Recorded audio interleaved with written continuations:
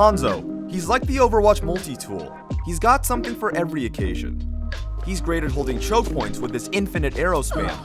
He's great at scouting out the map. He can wall climb to hard to reach vantage points and shoot literal wall hacks across the map to spot enemies.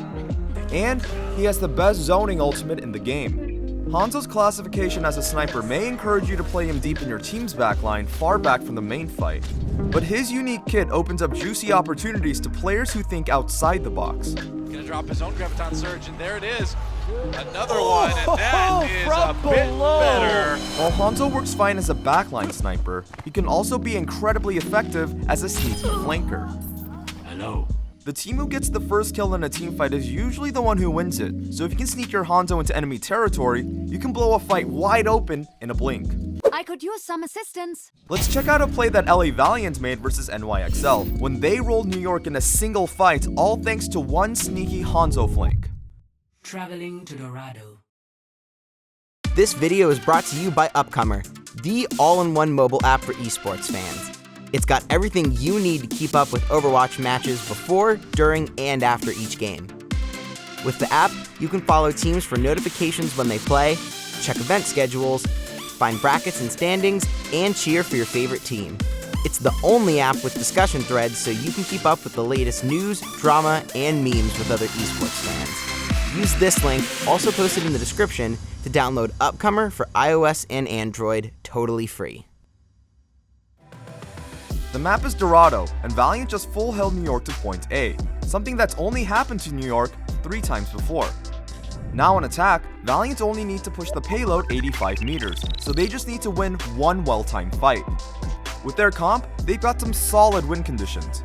The most obvious, they could farm up a Dragon Ball and Kamehameha the entire enemy team. With 4 minutes in their bank, they'd have a couple of chances to pull it off, and it's only gotta work once. But even if they don't get a good ult combo, their 2 snipers are a great insurance policy. Because Valiant don't have very far to push, if they can just snipe one player out of position, it'll force New York to go for a risky res or to try and fight back 5v6.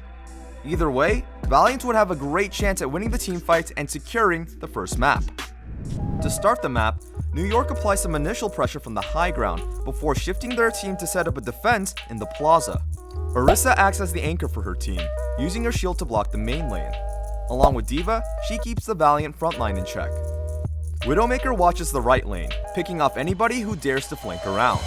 Pure precision is necessary for a Widow to hold this lane alone. Meanwhile, Junkrat sits in the back hallway, holds left click, and blows everything up in this choke point. This takes less precision. And I said I'd never amount to anything. Make yourselves useful. Dipstick. Please. As for New York supports, they must play safe. New York have to keep their backline alive to sustain through Valiant's push. If just one of them gets picked, especially Mercy, it's an early GG. Zen and Mercy play a very safe defensive position in the back left corner. Their right flank is protected by Widowmaker. The tanks hold the main lane, and Junkrat's wall of skill grenades keeps the hallway blocked. New York's got every attacking angle covered for their supports, or so they think. As the payload passes under the bridge, Agilities takes a peek and sees New York in their defensive setup. Pushing directly into them would be too risky, so he walks around to create a clever new angle for himself. By climbing up to this little spot, Agilities creates a sightline for himself that completely bypasses New York's defensive setup. He misses his first shot at Arc, alerting New York to his location. New York are now dealing with 2 threats, the attackers on the payload and Agilities on the flank. New York moved to keep their support safe in the back room, but unlucky for them, Agilities lights them all up with a sonic arrow. A perfect opening.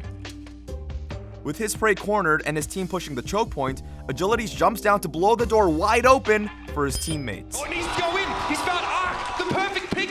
They're gonna push off of this. Their Mercy's down, no resurrects possible. Pine gets a huge double kill, but Agilities invading the backline has New York scrambling. This is Valiant's chance to push. Space pushes Pine down on the right lane, right as Agilities re-engages New York's backline, shooting Libero in the face and demeching Meko before finally falling. In a blink, New York have lost both of their DPS players, their Mercy, and their D.Va mech, leaving them to defend at a huge disadvantage. Even worse for them, Cust is about to earn Valkyrie, and since Arc died first, New York don't have one to match. As soon as Valiant go wings out, New York start to fall out. With a closer spawn, the respawning Valiant players quickly rejoin their teammates and bulldoze the remaining New York players. Eventually, Jonak's the only one left standing. I don't care how good you think he is, even he can't frag his way out of this one. As Jonak falls, Valiant push the payload to the finish and break New York's Dorado defense in a single team fight started with one sneaky Hanzo flank. Blitz Esports releases new Overwatch videos every week. Subscribe so you don't miss a single one.